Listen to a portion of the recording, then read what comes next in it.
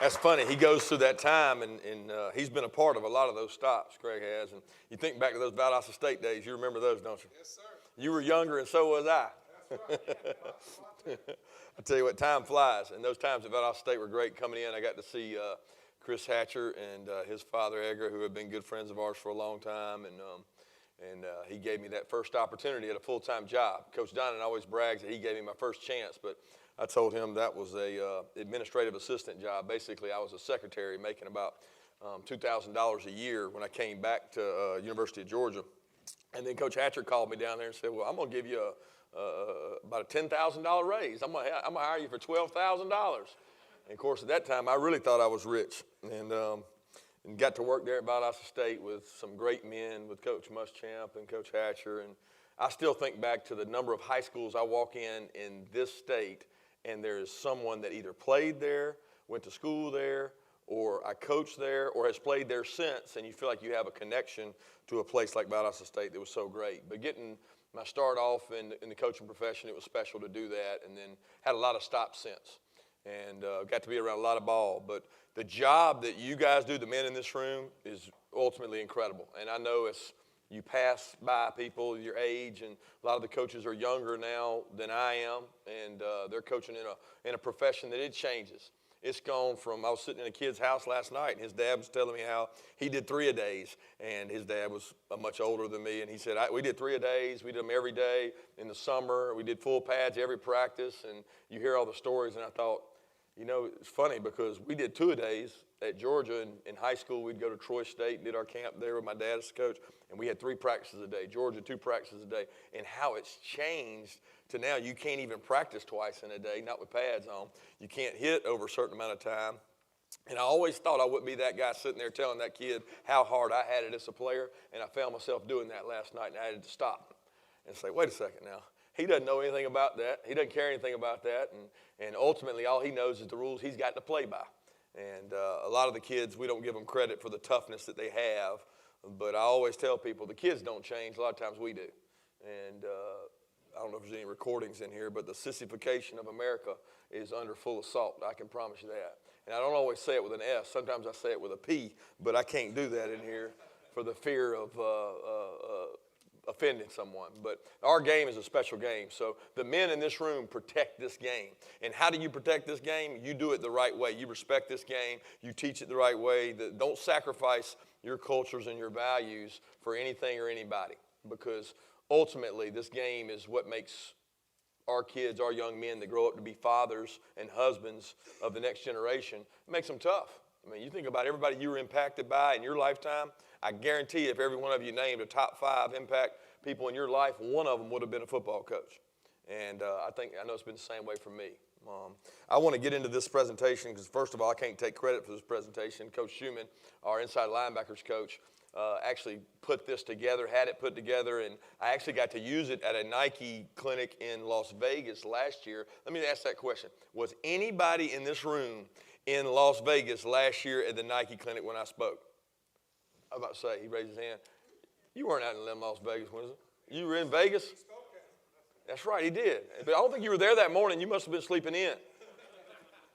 But Coach Winslet was the only one there. That makes me feel better because he didn't listen so he can get it a second time. You always worry about using the same material twice, but the presentation, we got so much good feedback from that so many high school coaches were like, you know what? I've never really seen it presented that way. A lot of times coaches come in here, man, they do X's and O's, and they just blow you away. They just wow you with X's and O's, and you're like, I can't use none of that shit. You know what I mean? I can't use any of that because it's triple option I face, or it's air raid and they're throwing it every down. I can't use that. I want to give guys at clinics something they can use. And I always go back to my dad. The first clinic I went to, I was so fired up. I was at Georgia, and it was going to be the first AFCA. I forget where it was that year. I think it was actually in San Antonio. And I told my dad, I said, I'm going to the clinic. They're paying for me to fly to the clinic, and I get to come back, and I'm going to learn so much. He said, well, make sure when you go to that clinic, number one, you take notes, but number two, you get something you can use. He said, because of all the clinics I went to over the test of time, it was a lot more about beer drinking, a lot more about hanging out than it was about learning anything. And I thought, you know what?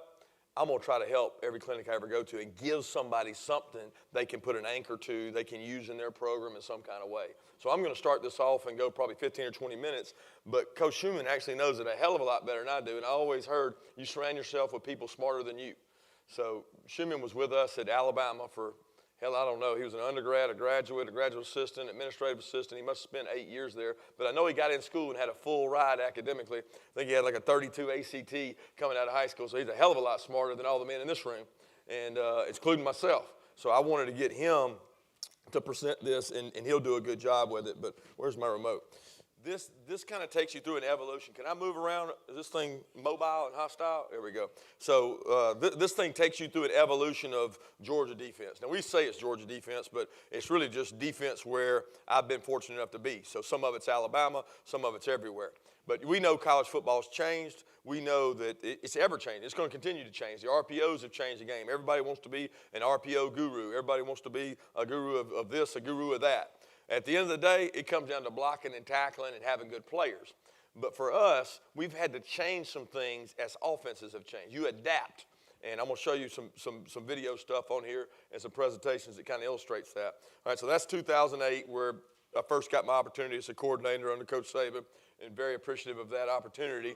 And then you can see the evolution, 4 national championships, come all the way through, and this dated all the way up to 2019 Sugar Bowl. But that's kind of what this presentation, you say, what's the timeline?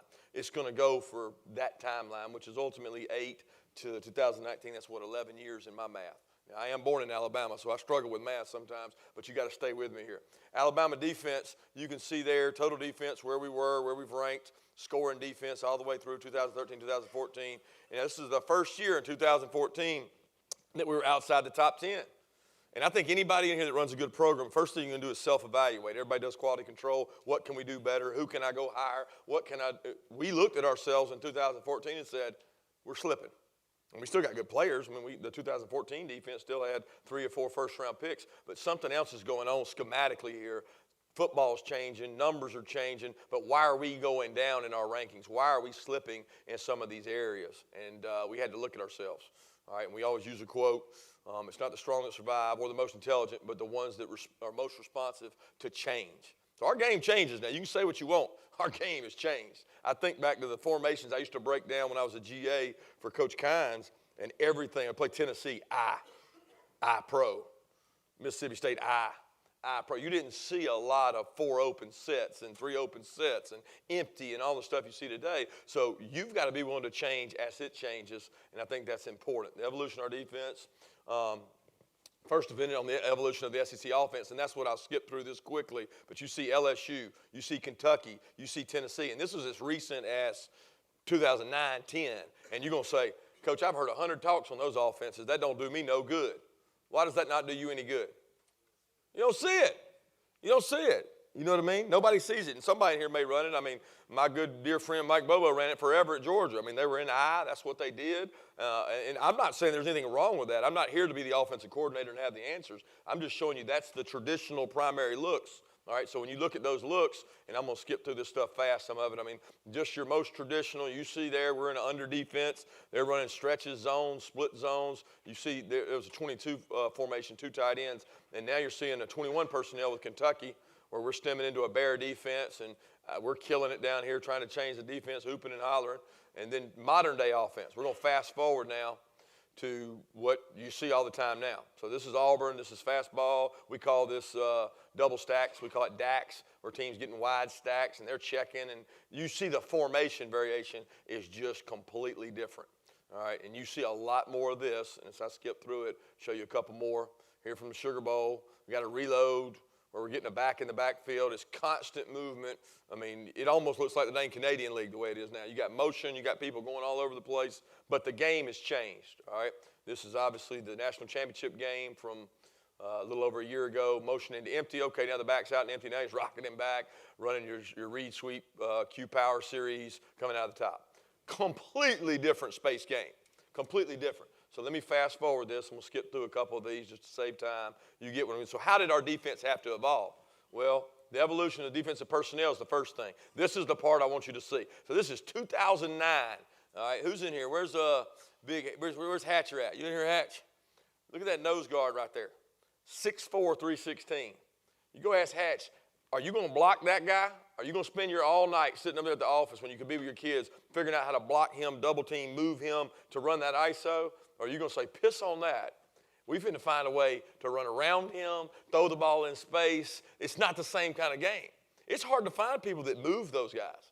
Now, the NFL, every now and then, they'll get in traditional sets because they feel like they can get those kind of linemen to move them. But the average, look at the body weights on these things. Look at the size of these guys. And, hey, a lot of those guys are still playing today, a lot of them in the NFL. All right, then you fast forward. This is the 2017 defense, and you see the differentials on there for you. The yellow is the differential at every position. So when you start talking about that, you say, wait a second, you guys got a lot lighter. When you get a lot lighter, what do you get? A lot faster. You get a lot faster, and that's by design. And not so much the skill positions. I mean, yeah, there's some differentials there at safety, but really, to be honest with you, we had too big of linebackers to walk out and play in space. We had too big a D lineman to cover down and play things on the screen, and it made it difficult to be successful, and we were slipping. We were slipping. So the wholesale change, and it's not just us. I mean, we didn't invent this stuff. We just know that we had to adjust or we were going to be in trouble, okay? There's 2018 defense. Another differentials there from the years that we were at Bama. So you see the differences. Smaller and faster. There's the nose tackle. John was a guy that's from Thompson, Georgia, that's done a great job, got activated last year, but he's not near as big as what Cody was, okay? Dante Hightower's still playing. Getting ready to play for another Super Bowl, made some plays in the other game. Then you can see the comparison to Roquan, who's a kid that's extremely athletic. And when you talk to these NFL scouts, they're all saying, well, what did this linebacker play in high school? Well, Roquan's a receiver at Montezuma, Macon County. He played receiver, and we actually turned him down at Alabama. And we didn't know what the hell we were doing. He was 6 foot, 195 pounds, and thought that he wasn't big enough.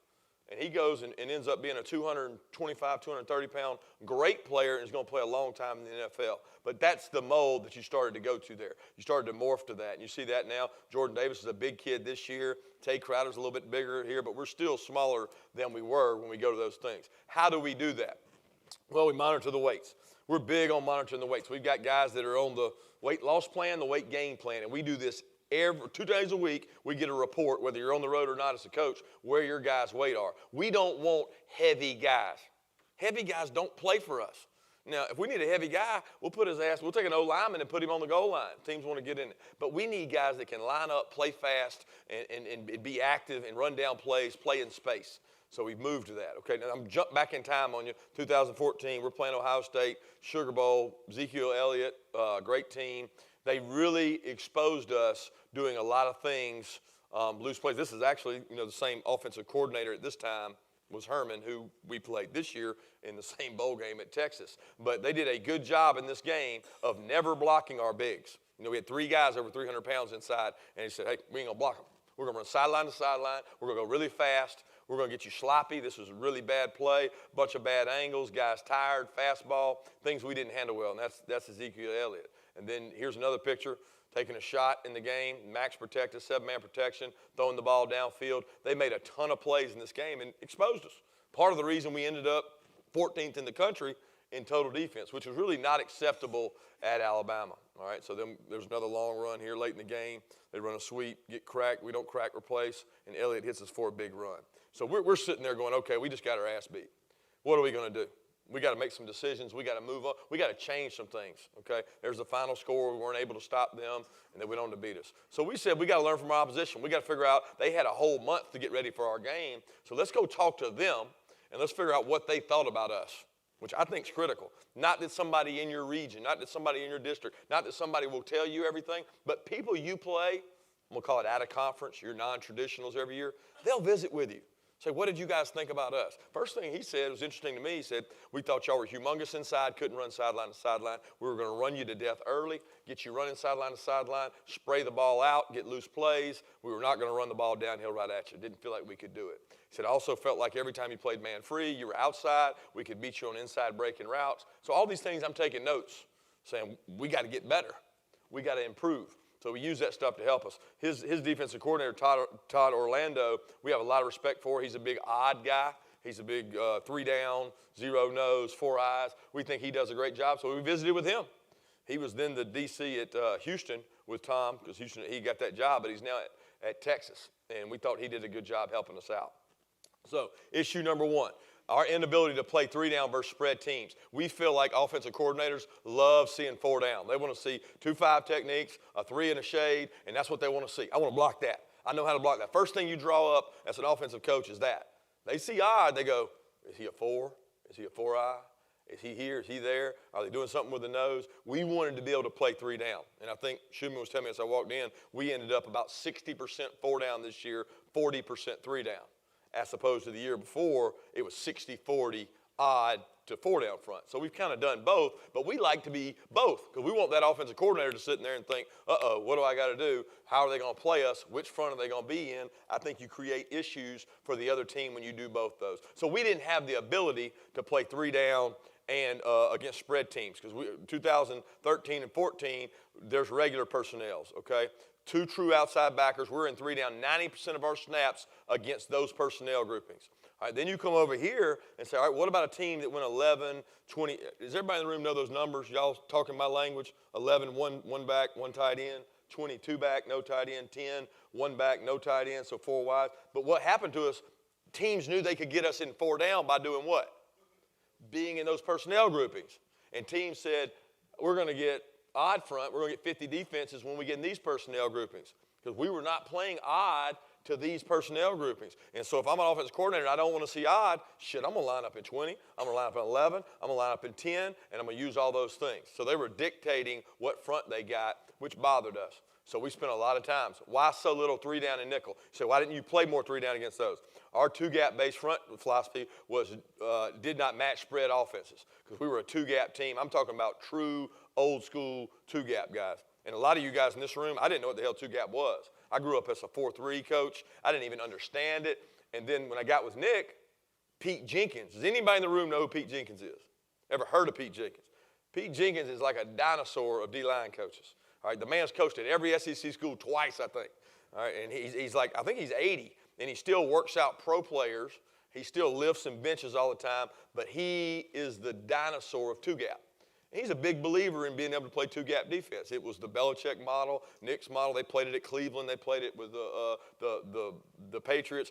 I hated coaching linebackers behind a 2-gap defense because you're going to see in this picture the 2-gap to you, y'all are going to say that's a 4. We call it a heavy 5.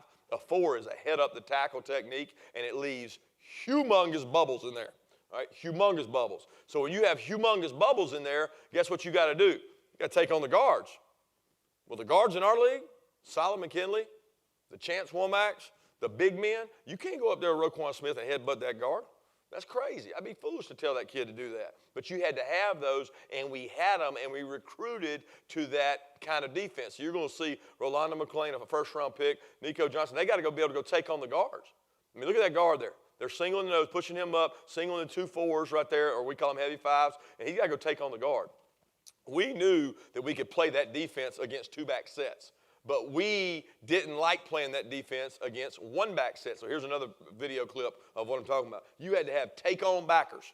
And I mean take on, I mean go take on a 300-pound man, you're 245 pounds, but when they go spread, I need you to take your 245 pounds and go out there and cover that receiver too. Now, you're not going to cover Alvin Kamara with a 250-pound linebacker, but he might win against that guard. And we were getting both of those type sets, and we weren't able to play both. So our solution became what we call mint front, or some of you guys may call it odd, in nickel, all right? In the 2015 season, we were about 30% 3 down. 16 season at Georgia, 35% 3 down. 17 season, oh, it's going up. And then it kind of flipped back for us here. But we're playing much more odd defense against spread teams, okay? And we felt like it gave us more multiples and ability to bring them. So now, that's a different picture, agreed? Does that linebacker have to go take on that guard? No. He still has some large asses in front of him. You got to have large butts in front of, and I like to tell stories when I talk, but I'll never forget my only combine I ever went to. I was at Indianapolis Colts, and I'm sorry, I was at the Miami Dolphins coaching. So we go to Indianapolis for the combine, and I'm sitting there with Coach Saban's there, and he's trying to teach you the ropes about how to evaluate guys at a combine. Y'all seen the combine on TV, right? Ain't a whole lot of evaluating going on. They ain't got pads on. They ain't got nothing. They got shorts on. And he said, "Come over here with me. I want you to come over and sit by Bill." I'm like, "Bill who?" And he's like, "Bill Belichick. I want you to sit by him and listen to him during the combine as they talk about players." where they get where the 40-yard dash is. Y'all have all seen those guys with the tight zone stretching and the guy doing. They got behind them where the thing starts at, where they start them at. I was like, why are we here? You can't time the finish. You can't do it. You can't. He said, no.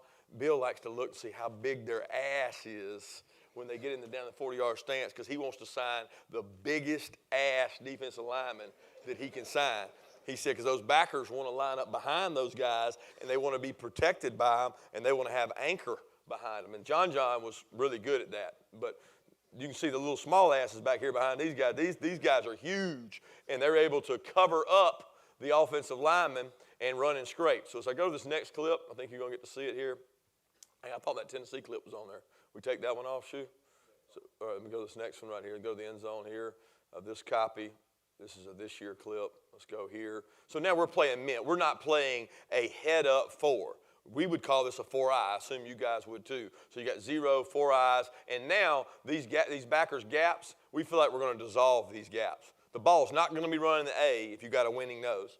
The ball's not going to be running the B's if you got a good 4-eye, and now these guys are able to scrape, play over the top, control blockers, and do a lot of things for you. And now you're playing odd defense. You're playing odd defense against true spread teams. I'm going to jump again here to the end zone. It's really the point I'm trying to show, that we're going to play what we call mint, not what we call two-gap nose. Now, the noses technique didn't change from either group, but the 4 eyes did. The 4 eyes are able to control those guys, doing a good job here, keeping blockers off the backers, and that was the ultimate goal. So we morphed to this, and we were able to play this more and more. Here it is in the Texas game. Again, man, you see everybody in there tight. Should be no gaps. Closing, we don't necessarily spill. We don't wrong shoulder. We close, try to get 2, keeping both our guys alive, okay? Now, so that's the same physicality, but different techniques. And I'm about to turn this over to Schumann, but I want to show this. So we had to train this technique. Most linebackers come to us from a high school program where they have never taken on blockers. So we did this drill every, camp at Alabama. We didn't do it during the season. We did it leading up to the season. I loved it. Man, we called it trade drill, but it was a safe way to block, zone block, gap scheme things, and it taught our backers to read keys, take on blocks, and be able to play blocks better. So it's 3-on-3. We take them on. We carried that over to Georgia, and the nose here's playing it. Roquan's spilling it, and Atrez is taking him on. So we wanted to be able to take blockers on with the same physicality that you saw the Alabama guys do, that you saw Rolando and Nico Johnson do, but we still want to be able to play in a mint defense and jump over the top of things. See him there spilling the power. Notice the linebacker coach, he put all the good clips of the linebackers on that tape. You know what I mean? He didn't put any of the shitty clips on there. He put the good clips on there. Make sure we saw those. Right? Then this is half-line run for us. We're going to do a half-line run. It's safer. We don't get as many injuries. We don't get bodies on the ground. It's half-line. Obviously, the runs are going that way, but they can run power, inside zone, outside zone, and we're getting all our keys, and we're getting good work, all right? Second issue, I'll tell you what I'm going to do. I'm going to stop there, and I'm going to let Shu take this over. But the second issue for us was our ability to handle quick tempo offenses. And everybody knows in the room, Hatch came and played us. Shit, they were going to play us, and they were going to go fast. Don't let them get lined up. Don't let them be multiple. Go quick. Get the ball out. Spray the ball out. And they want to be fast to get those things out. So we as a defense said, we don't want to make people limit us to what we do. We don't want to walk out of there and say, well, we couldn't shoot all our guns because they were going fast. Because they're sitting over on offense saying, if we go fast, they won't be able to shoot all their guns. So I don't believe in backing down from what you do because the team goes fast. I believe in getting lined up and doing it faster. Now, what happened to us, we couldn't build pressures based on where the back was or build pressures based on, well, this formation do this and this formation do that. No, we came up with field boundaries. We came up with things that were automatic but would give them trouble. And the beauty of mint, of odd defense, you have more depth in your defense. Now, Todd Orlando taught us that. Schumann was with me when we met with him. I said, I don't understand. I'm not very smart. I'm from Bainbridge. I don't know what depth in the defense means. And he said, we got more people standing up that can fire from different places. So when you're 4 down, it's kind of like war. They know where you're at. They are going to blow your ass up eventually, okay? When you got 3 guys down, you've now got the multiple of 8 that can come from anywhere and any place. And we felt like that defensively made us better and gave us more multiples, okay? I'm going to let Shu take this over. And like I said, Schumann has done a tremendous job for us. It's coming over from Alabama. And everybody talks about our game against Georgia Tech. he had a large part to do with that. He studied the triple option for 2 years. His dad coached it for a long time. His dad, Eric Schumann, coached at UAB and a lot of different places, Valdosta State included, and he did a tremendous job putting a stop to that. So if you want to stay with him for an hour after this, he can go through triple option with your ass too. And I don't know how many people still play that because we don't see it as much in college anymore. But thank you guys. Stick with him and hear this out, and I'm going to recruit some more and try to find some more good players. So thank you. Go Dogs.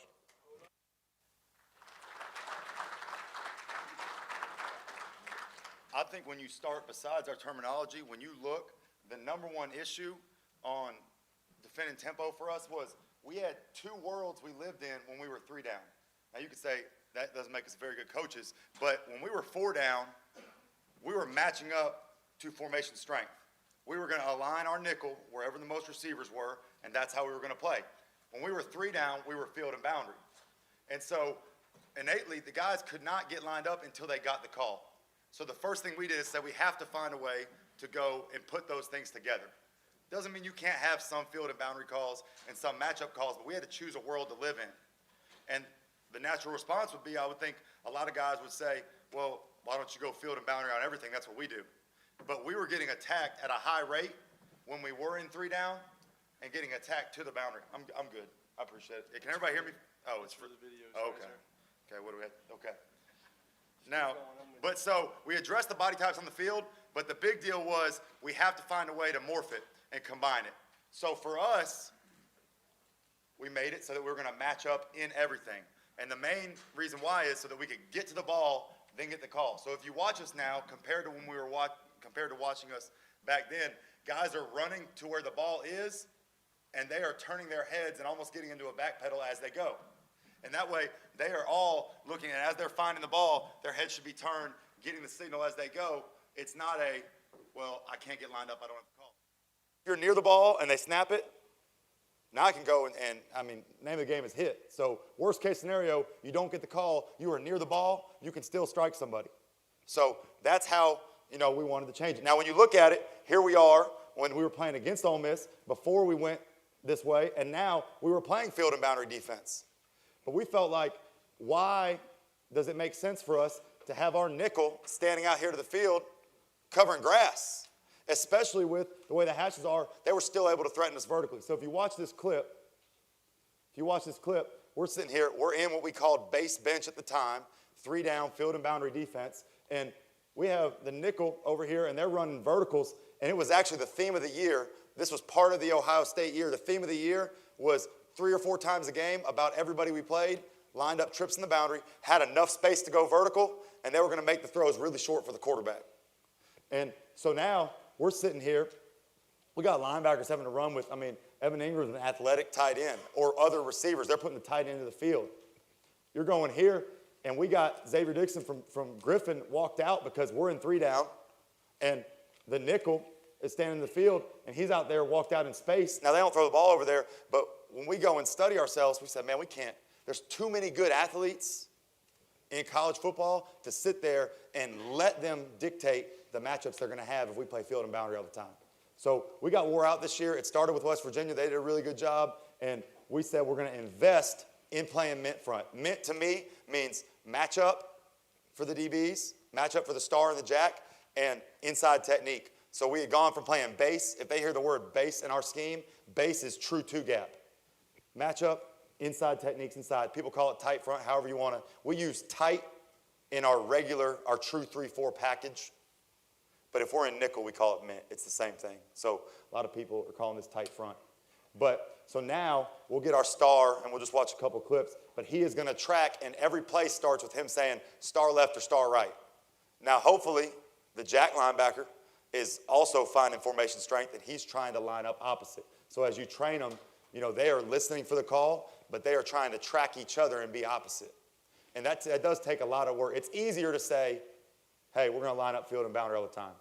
But we would rather say we're going to invest the reps to make sure we can get it done so we don't get exploited than take the easy route.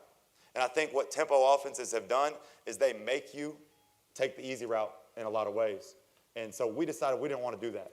So here you can see they run a wheel route over here and looking for the matchup. They don't get a good matchup. They end up getting the nickel, matching the wheel route to the boundary. Guy makes a hell of a play on the wheel route. But in the old days, the way we were playing it, they were going to get our 250-pound outside linebacker guaranteed over there if we hadn't gone to this world. The other reason we like it is a lot of times most people do what? They put the formation in the boundary to attack all the grass of the field in terms of the run game. So we're getting, when the star declares himself, for all the jet sweeps, rocket sweeps, however you want to call it, we're getting a 250-pound man with length out to the field to defend the grass. And so that has been really effective in our mind to say, hey, we get to control and we know where our guys are going to be based on formation on every single play. And I like that from the certainty of knowing, hey, if they line up in 2x2, whether they put it to the boundary or to the field, I have confidence that the jack linebacker is going to be exactly where you want him based on the coverage. The nickel is going to be exactly where you want him. And so you have the length of the field and the smaller, faster guys to run down the plays of the field. Same deal this year. You know, just having the bigger anchor point over there to the tight end in 2x2 where we want them. Now, obviously, what most teams do when you're aligning like this, they're going to get in 3x1, and they're going to attack the C area to the field. So that's where when you say, well, why, if you guys love 3 down so much, why are you 60-40 4 down this year? And last year you were 60-40 3 down. A lot of it is how we're being attacked in that game. Hey, if we're sitting there getting attacked to the field a bunch, we're going to jump in 4 down enough that we're going to sit there and put a 6 technique in front of that tight end and deny the area they're trying to attack. Or we're fortunate enough this year to play with a lead a lot of the time, and so we really don't want to rush out of our mint front. And so we're going to jump in 4 down a bunch. So we would like to be 50-50 as close to every given year, to be honest, and try to, make the multiples of what they have to prepare for a lot greater. And I got asked, I've been getting asked a bunch over the course of, these weeks on the road. They said, well, what are you guys? We'd like to be 50-50 middle field closed to open too, 50-50 coverage to pressure. We're going to try to rep it that way in practice and rep it throughout to keep the multiples high for the opposition. But for us, it ends up being really simple. It's not that much. Okay, so here we are. Now, the next issue.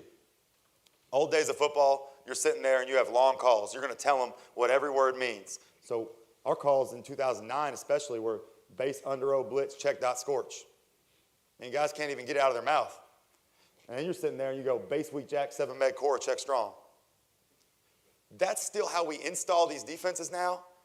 But every single call that's more than about 2 words is simplified to 1 word. It's almost, if we install a call and it is more than 2 words, 3 words at most, it is getting cut to 1. But we've had to really stress what the original call was to make sure, because I think what you do when you lose that, because I think that's commonplace. I think a lot of you guys probably do that. Hey, this is this word. But kids are learning less defense because you're not actually teaching them what the words mean. So we still start, when we install this call, we still teach them base, weak, jack, 7 med, core, check, strong. And here's what it is. And before you even teach them how to play the defense, it's tell me what that word, the 1 word means. We're going to get to that. It's whack. This is whack, weak, jack. And they know the rest is 7 med, core, check, strong. But until they can repeat to you, whack is weak, jack, 7 med, core, check, strong, and what do those parts mean, you can't have guys really adapting and playing on the field. So as we go, you can see from that year, you see the nickel, he was waiting right there. We're up in a 4 down defense, so he's like, okay, I can go to the boundary. You can see guys from the end zone not even able. We can't even get the signals in time. Guys don't know where to line up because they don't know what the call is. And you can see Ole Miss, same deal. Here we are, a lot of guys not getting lined up. Now, hey, we're not perfect. You're still, I guarantee you, when you watch it, you're like, man, they're not lined up. It still happens a lot of times because we sub a lot on defense. But I would think that the amount, we type chaos on our comment section on the computer in y'all's huddle or whatever. If it says chaos, we're going to track how many snaps of chaos we had on the year. And that number's a lot lower than it used to be. So here we go. Now, so under blitz, check, dot, scorch is now just butter from day 1. Weak, jack, 7 med, core, check, strong is now whack. Base, strong, 3 auto, check, dot, mod, bass. Over 6 bump bronco, devil. So everything is going to 1 but you got to know the parts. So now, not perfect, but chains aren't even set. And for the most part, we got if we can get 11 hats lined up That's half the battle. Get them lined up in the general vicinity, because most of the time they're going to spray the ball out anyways when they're lining up quick. You go here against Oklahoma. We just call this rope. So this call is rope. It would be over 7 bracket Seahawk if it was the long word. But you call rope, line up, you're in 4 down front, you're playing quarters, and you're good to go. Okay, now, I think this is, for us, we're going to train, besides those, we're going to get them good at lining up to matchup rules, and we're going to get them good at executing those one-word calls and translating what they are in 3 different ways in terms of simulating fastball in practice outside of live practice reps that were scripted to be fastball. And we do this, our fastball starts, this first one is a big part of our summer conditioning program, and we'll do it all summer long. What you can't do with 11 guys. It can be 10 and you can't be across from somebody. But they'll have here, this is generic formation. In the summer when we can't line up against the formation, they'll just have the bags out there. But it is turn up, line. There might be one guy out there that indicates the strength of the formation, but line up as fast as possible.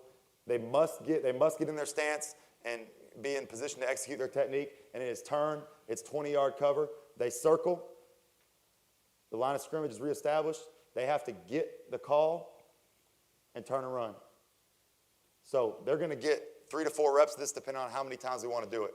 But it's not about the execution of the path, but it is about getting lined up in the technique. It is about covering down. And we start practice with this a lot in season as right after flex. Fastball starts. 1s are up. 2s, when they get halfway down the field, our 2s are already lined up.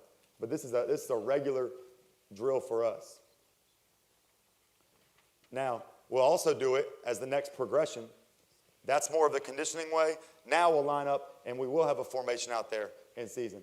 And we'll have the scouts. And it's scripted for success for the offense to guarantee that they can sit there. We know, hey, this look is going to play. They're going to get a big play on this so we can move the ball. And so, same deal. It's cover down. The guy has to be thudded. And until the whistle blows, everybody's covering, just like a normal pursuit drill. This has replaced your traditional pursuit drill, everybody turn and run. That's a day one. The very first day of practice, you might do the old school pursuit drill, but this is the new pursuit drill. It's turn. We're moving the ball down the field. You can see the nickels having to go find where the formation strength is every single time, and it's really the only way to consistently get them to do it in the game. And if you weren't going to practice doing it at this tempo, then you probably do need to play field and boundary. But this is minimal investment on y'all's part and on our part to get it done. Because the guys don't even have to be very good. We have our managers go out there and do it. It doesn't matter who, we could all do it. Just use your staff.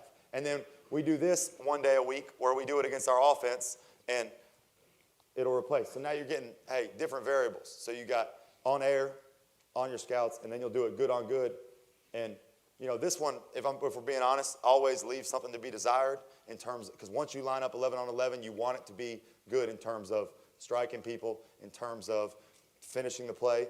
But we're going to get the execution of the call and cover until the whistle blows and get them forced consecutive reps moving down the field and at least get it where it's good on good. Nobody can sub and all that, because you guys know that if you do a fastball period live in practice and it's not in a controlled setting, all the offensive guys will sub.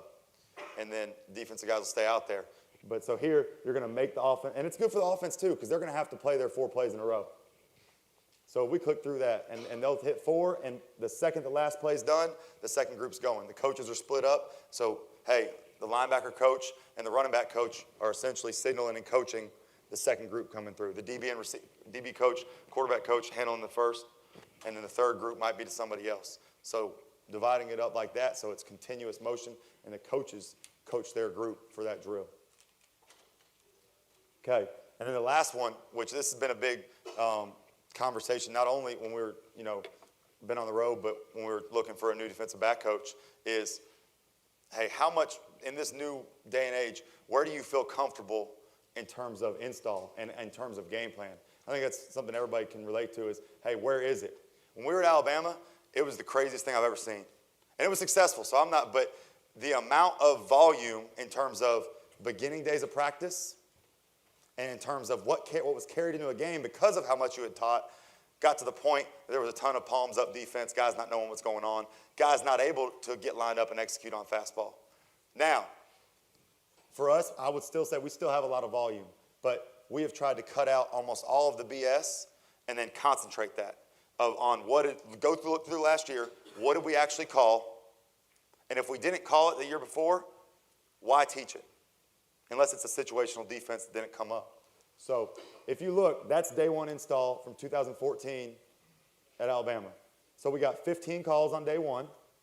You got what? Let me see, 9 pressures. And so you don't even have enough practice to rep that. And it's all good stuff. And a lot of it is still in. It might be that we are now, hey, it goes in on day 8 instead of day 1. But we followed our formula. Now, this is still a lot of defense. But this past year, you go from 15 to 11, maybe 4 pressures total that day. And a lot of it, we're getting installed during the summer. So the early days of practice, we're still able to be aggressive because we can get them in the summer like y'all get them. But that doesn't give you an excuse to say on the first day of practice you're going to do 15 calls. Because once you do that, you're going to have 45 calls in the call sheet, and you're going to call 20 of them in the game. And you took 1 rep of the other 25 calls that you have. You can't do them. But we still carry, I would say, on normal downs, about 20 defenses into first and second down and about 20 on third. So we're carrying, based on situation, a high volume, but a lot of it is, here's our 10 base defenses, here's our answers. And so, hey, this is our answer if they start running a bunch of counter. This is our answer if they start doing a bunch of FIB. This is our answer if they're max pro taking shots and we can't cover them, so we got to come after them. Or vice versa, we can't get there and we got to cover them. And so that's how we're constructing our call sheets now versus, hey, let's just put it all in and we'll rep it and we'll keep it up, and then the kids will be able to do it because they've got enough reps at it. Okay. Now this part's, I think, might be more fun for some of you guys, but now we're going on because that year that we were 58th in pass defense, a lot of it was because we had become a really poor third down defense. And so the reason why, when you look at it, and we're going to get into our pressures, is we were primarily a 2-man team and a 5-man pressure team. 1 dog, everybody else would call it. We call it zero. For some reason, we call what y'all call zero coverage, blitz coverage. So if I say blitz coverage, it's 0. If I say 0, there's a safety in the middle of the field. I'll try to speak in y'all's terms so I don't mess y'all up. But we were primarily 5-man pressure, middle of field safety, or 2-man, and that was it. But we had to look at ourselves and say, here we are with the modern age of quarterbacks. You can't rush 4 guys and play 2-man and really feel good about yourself. So sitting here, a couple clips of us getting hurt. Everybody's covered. Yeah, okay, well, hey, that's common sense. I agree. But this is where we were. We had been a team that felt like, you know what, we have good enough players. We can rush 4, and we've always been able to with the way the quarterbacks were, to be able to rush 4, push the pocket, not let the guy out of there. And we're not going to change coverage-wise. We're going to be a 2-man team primarily on third down. We still are. But if enough of this happens with the more athletic quarterbacks nowadays, you got to sit there and self-assess and say, how am I going to do it? So our primary way to handle our quarterbacks on third down is some form of what we call odd mirror 2-man. So odd mirror 5.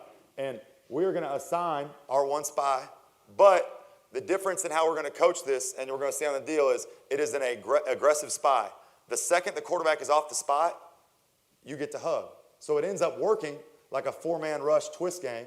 But our idea is the second the quarterback feels the pocket break, and we'll see it, you're gone. Because we don't want I think a lot of people view spies as this guy's hovering at 7 yards, 5 yards until the guy breaks the line of scrimmage.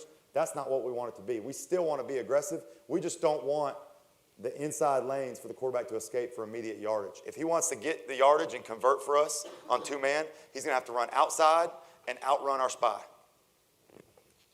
So here we are in 2 minutes against Auburn this year. We'll change the way we present it every week, and we're going to sit here, and Adam Anderson from Rome is going to run the guy down and just force the throw.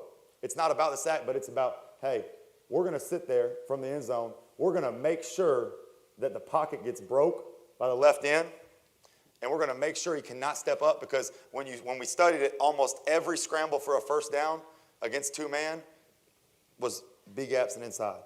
So we're going to make sure that the pocket gets broke and that the guy has to win outside if he's going to scramble for a first down, and we're going to hope that it's a coaching issue if we got the wrong guy out there to chase the guy down. That's a coaching issue. So, and it gives away, like this guy, he had a role this year when he really, in a lot of ways, couldn't help us on first, second down yet, but it gives guys roles too. So now here we are the year before. Same deal, you'll see the aggressive element. We get a sack off it here. Same deal, pockets broke, and now you get an aggressive hug by 15. And so you're not sitting there and letting the quarterback hold the ball. It's not that, but it's, hey, if you're going to be a two-man team, you're going to make sure that he gets pulled up. And a lot of times it's just trash. I mean, you get trash sacks off it. And then same deal. Like I said, change the presentation. So this year, in the first year we were there, we're going to double mug, and we're going to make it look like something else we have. We're really big. I think the most important thing on third down is if you can make it look like something else you have. It's not if you can. If you're not making it look like something else you have, then you're doing yourself a disservice. You have to be, it can't be, well, we're doing this just because that's how we line up. Every week, move one guy, it needs to look like what was there last week. It needs, give the other guys credit, but for a long time, when we were at Alabama, it's like, hey, this is what it is on paper. We four-man rush, we play two-man. We got good players. Hey, this is our five-man rush done out of odd. And not that we didn't have new ideas, but we're much more focused, if I had to comment on ourselves from where we were in the past, and I think a lot of guys are doing really good jobs on third down right now. We're much more concerned with what did we run last week? How can we show that so that whatever they repped is now something else? Now, so to build off that, all these double mug looks that we were given all year, one of the mug guys was popping out, hovering, or popping out in coverage. And we mug guys all the time on third down. So we said in this game, we're still going to have a spy, but we're going to dictate that the protection gets slid to the left. We're going to have 41 take a step back like he is abandoning the rush. The back's going to have him in protection, or the guard, whichever one. Somebody is going to leave him, and the second he sees his eyes come off him, you're an aggressive hug to the quarterback. And you still had 56 over there as your spy if the guy gets flushed to the field. But so we wanted to be able, and so major concern saying, hey, we know that all week long when we mug, guys popping out, the back's getting out, somebody's getting out, the guard, his eyes are changing in protection. So give them something and make them. I think we always talk in defensive football about defensive eye discipline. Hey, eye discipline in coverage, eye discipline in keys. But finding ways to really stress the protection to be disciplined with their eyes and not letting them know where things are and making the back or making the guards track people from other areas or to not abandon somebody the second he drops. So the other thing was, like I said a second ago, we were primarily a 5 or 6 man middle of field closed pressure team. We were very predictable in terms of you could look out there even when we were disguising. Hey, I'm getting 2-man or man free. So you could see just flying through. And all your man free pressures, there's nothing wrong with them, but they're high investment. You're giving them what they want. It's high investment, high risk, high reward. And so you can see here as we fast forward through this, calling a man free pressure, backed up, giving up a 99-yard touchdown. Sitting here, they know where the one-on-ones are, but this was the world we lived in. And so they know they can go on 3rd and 6 and throw a back shoulder at the sticks. They know in the red zone when they see a pressure look and we're pressed outside because we were off in our 2-man a lot of the time, reading the releases, hey, I can go take the one-on-one ball to the field.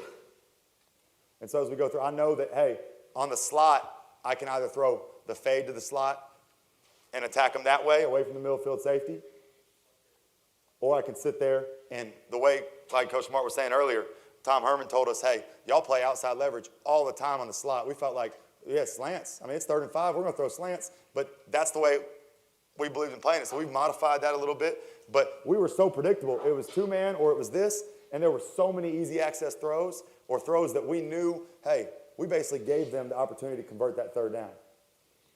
And so now the world we're in, click through this because am I over right now or where am I at? Anybody? Bueller? Got it. Here we go. Okay. So our solution, and I think this is the way a lot of college football is going, is almost all of our 3rd downs this year are what we call simulated pressures. They are mostly 4-man rushes. They are some form of zone or cover one with a low hole player, and we're going to try to dictate the protection we're getting and play our coverages behind it that we want in that situation based on down and distance. So third and medium, we can sit here, line up in a bear look, know there's a high likelihood that we get the back on the linebacker and drop people out, and it's a 4-man rush.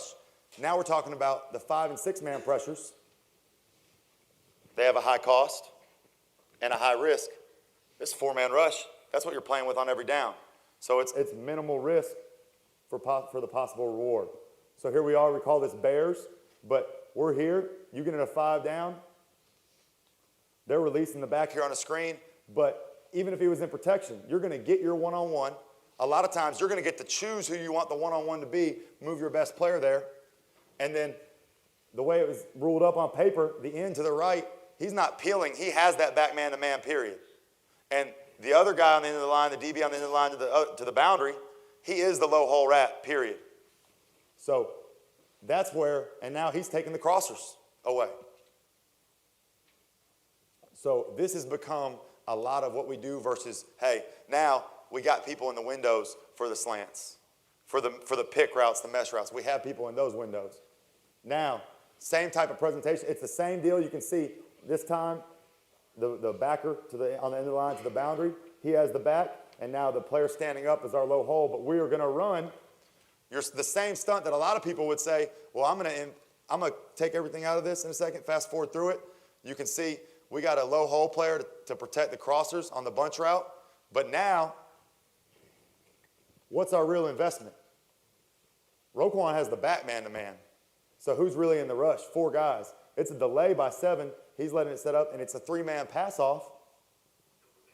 And you had the low hole player. So why would you rush 5 or 6 when you could do this instead and get an extra player underneath for the quarterback? Now, I will say one of our big conversations we have as we go through these is sometimes we need more real stuff. We've become so infatuated with, hey, we're going to bring 4, and they're coming from all over. But there's still got to be a time where you push the pocket and fill up the rush lanes, and we probably did not, if we're self-scouting ourselves at the end, we started the Alabama game 6 for 6 on 3rd down, and we gave up the last 5. And probably one of our commentaries looking back on it is we needed more real pressure at the end of that game. We didn't fill up enough rush lanes. We were bringing too many simulateds. But for the most part, these have been really, really good for us because they are very, they're low. You don't use a lot of guys to have to run them. So same deal. We got a 4-man rush here. You can see, hey, we're going to give one guy the back, pop the other guy low hole. And you're going to get, based on the protection, unless they slide it, you're probably going to get a one-on-one for somebody on the back. So if you can manage to get one of your best players one-on-one on the back and only rush 4, it's a good deal to me. I'm going to click through. We got a couple more. You'll see we have a couple more that are with the low hole player, the traditional 1 rat that we can click through. But I want to get to some of the other concepts that we really go to as well. So it's not all still middle of field close. So we're going to click through these. But now we'll go to what we call bird dog coverage. So bird dog is a 4-man rush 2 trap. So we want, hey, the 2 trap effect, but somebody is there who can possibly account for the quarterback or the back. So we're going to sit there, same deal, get in some type of a look that we feel like can dictate protection. In this case, we're going to line up 5 down. We're going to line up in a bear look. And we're going to bring somebody non-box count that the running back has now got to be disciplined with his eyes to track from the box to outside the box. And at the end of the day, we're rushing 4, and we can play whatever coverage we really want with it. But here, we're going to be hard rolled up in the flats, something you can play on 3rd and intermediate. And so now you can see here, we're mugged up. We push out. We're running with the verticals as we get out of there. The back stays in, but he starts to track because there's a safety showing down to the boundary. Has a good disguise there. He's starting to track him as his box count players leave, and he misses the nickel from the field. And if he picks it up, how much did you invest in it? 4 guys. So if he picks it up, whereas I feel like sometimes when you're investing in your 5-man, your 6-man, you're sitting there saying, hey, I need somebody, 1, to win. You get a one-on-one, you're supposed to win, right? Especially for us. Like if we get the right guys in the building, you're supposed to win. Or we've dictated who gets the one-on-one. But when you rush 4 here, you can possibly get your one-on-one, and then if they pick it up, it's not the end of the world. You still have sound coverage. You're not sitting there, hurting. So here we go. You can see there. Get the turn. And then I think what's been big for us this year is we're saying, hey, now, week to week, we like that pressure. They're tracking whoever our big guy is, or they're not accounting for this guy in the rush because of what we've done. Now, the guy who was the dropper in all these before, he is now our live rusher. So on that last clip, Lorenzo Carter was our dropper. We're going to run the exact same pressure, and now we've taken the nickel, put him in the box to get the protection count, and put our guy we want the one-on-one for, in this case, 15, DeAndre Walker, and line him out. And now 4-man rush again, and just simple, same exact pressure. For us, we called the other one Falcons, and then this one's called bends. Bends, the big guy flips. Falcons playing the bends. So it's very simple from everybody except for those 2 guys knows, word association, we flip on this one.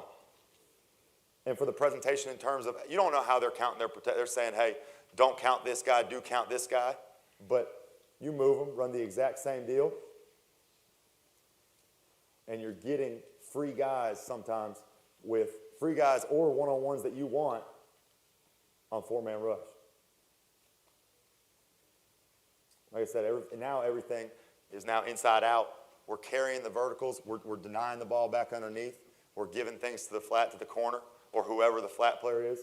But you're getting a lot of the looks that you want. And all it takes is, hey, you got to coach. They got to have some nuts to stand in there, because you got to until you get whatever the indicator of the week is that they called their protection. Once you get their protection indicator, now I can leave. But I'm holding up in there until either the quarterback's ready for play or we get the protection called from the O-line.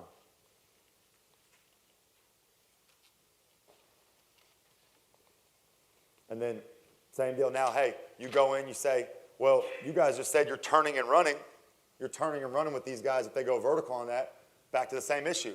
You're going to want me, you said don't play 2-man with a 4-man rush because you run with everybody. The quarterback escapes internally. And now, hey, this one's Atlanta. Now Atlanta sprint 3. So we're back to playing cover 3.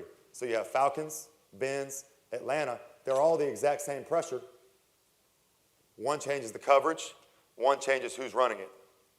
But from learning purposes and getting to have different looks and getting guys to do more things and promote, or cause more problems, it causes more problems than it takes the investment in reps. The guys know these 3 things are the same. And so now we're playing zone with it to handle a quarterback that might be more mobile, or it'll allow you to play it on a down that, hey, they're going to run vertical more. And you don't want to lose all your eyes and your vision. Okay, and then what's the, where am I at? I don't know. I didn't look up, so I don't know if I've got a 5 or not. Can somebody give me a time? So I got 10? Great. We got plenty of tape left. Good. You're going to get, there's a whole second half to this presentation. So we're good. Cover 2 now. So now I want to take this picture. This picture that we see is about the exact same presentation as the one we just ran, the Atlanta, the Falcons, the Benz. We got everybody mugged to the field, and now we're going to get a 4-man rush. Our 4th rusher is now our corner, and we're going to play straight cover 2. But we're knowing, hey, we've run Atlanta, Benz, Falcons 4 times this year at this point.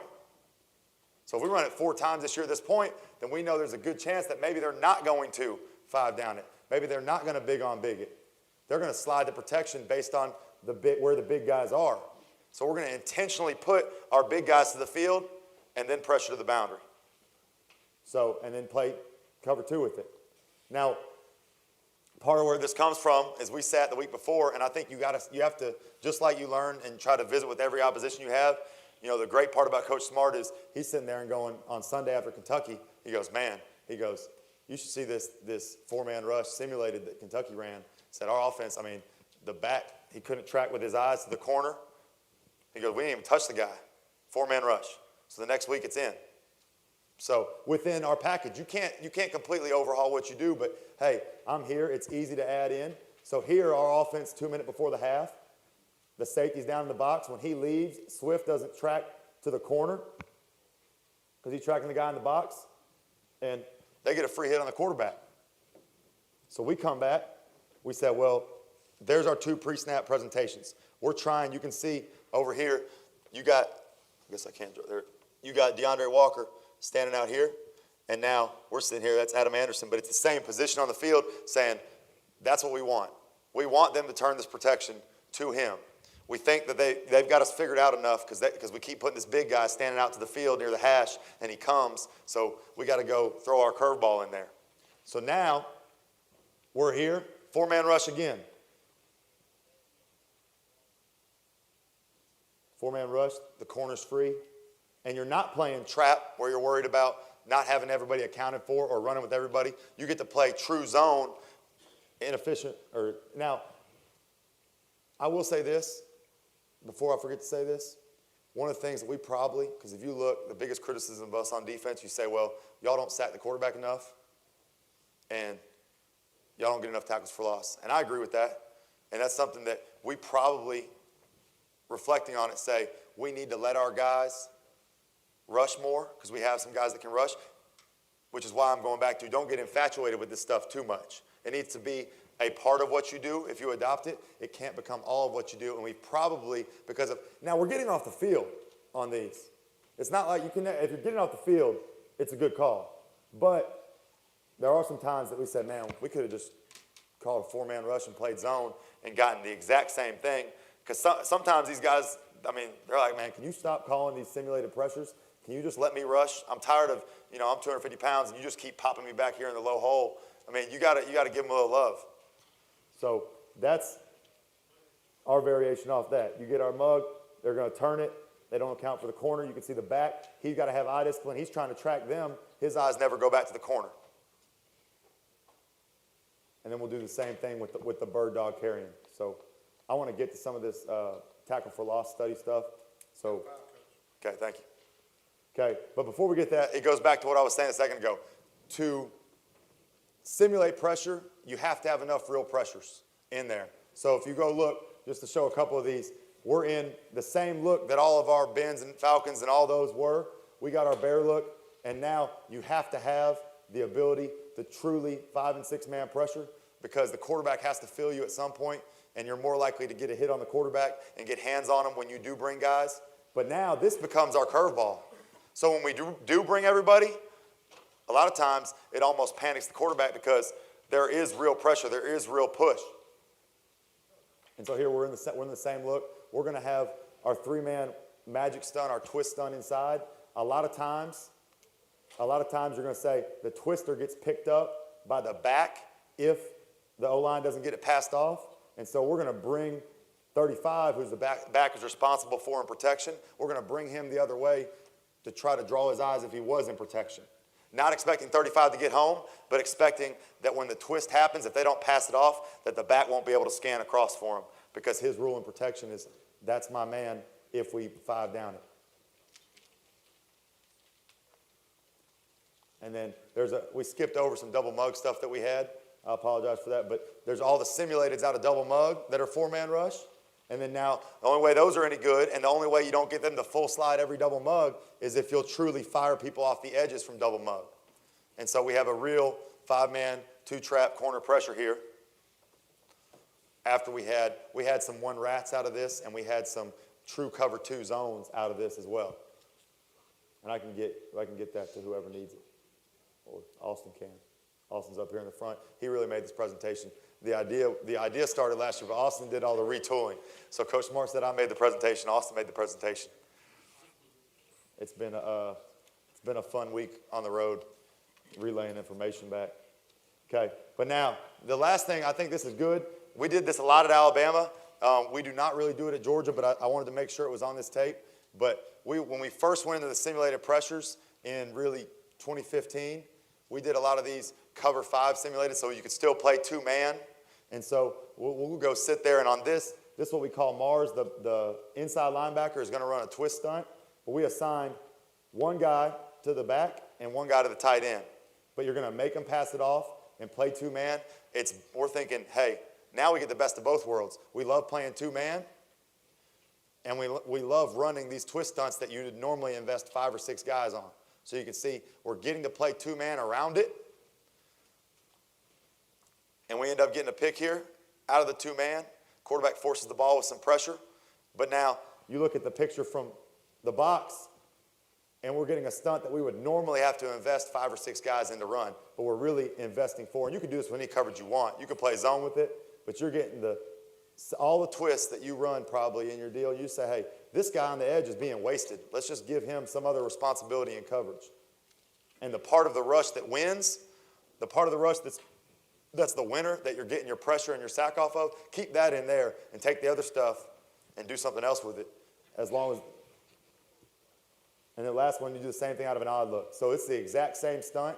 Now we're standing people up, and now we're going to let our nose, it's two-man around it, let the nose be the penetrator, but once again, 4-man rush, we're playing two-man with it. You get pressure, and it's low resource investment. And then so just to, our big thing is we want to constantly try to evolve, and we want to constantly work. So we were okay in third downs this year. We're 23rd in the country, but while we've been on the road, our support staff is cutting up the top 12 teams in the country on third down defense. And like I know Army is a big-time simulated pressure team. And so we'll have our write-ups, and we'll go back through those cut-ups and say, hey, what fits what we do? We're not going to force ourselves into something we don't do, but what fits what we do, or is there something we're missing that's new out there? Because I think that the biggest thing is to try to stay, going back to the first Darwin quote, to try to stay as much up with the times and changing. And there's a quote by, I believe it was Einstein or somebody that talks about that the ultimate measure of intelligence is the ability to learn new information. I'm going to pull it up. Here it is. I'm not going to make up some false quote for you guys. But as we go to the end of this, you'll see we had a TFL, so we're constantly evolving. Yeah, the measure of intelligence is the ability to change. So I think it ties into the first quote that it says that the most intelligent man or the most intelligent person isn't necessarily who survives and evolves, but the person who evolves is the one who's willing to change. But then this ties in with it saying that, hey, the measure of intelligence is the ability to change. And so, with that, go Dogs. Appreciate you guys. I got the Tackle for Loss study. If anybody wants to look at that, you can get that from Austin as well. So, appreciate you guys.